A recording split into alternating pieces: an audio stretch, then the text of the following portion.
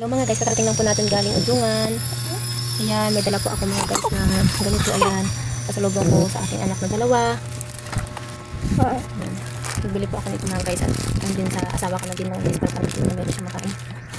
Ayan. Ito. Para sa amin, sa asawa ko mga guys. Pili ito para sa kanya.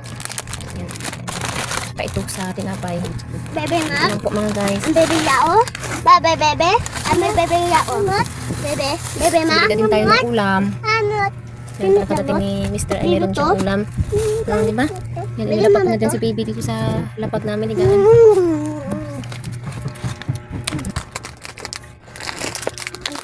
And then meron din po ako mga guys. Dito ako kain na ako may kang Para kain. sa amin ni Mr. Maris. Para sa iba.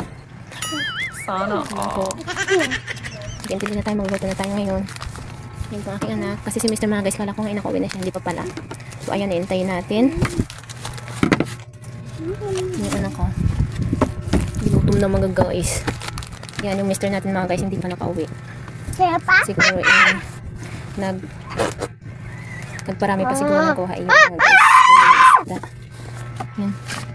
Tutulong po kami dito mga guys sa loob. Pero okay lang, di ba? Okay na ako kahit sa ganitong sitwasyon.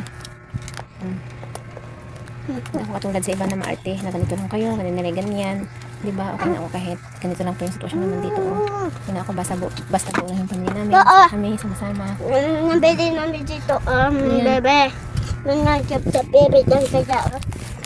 Yan po mga guys.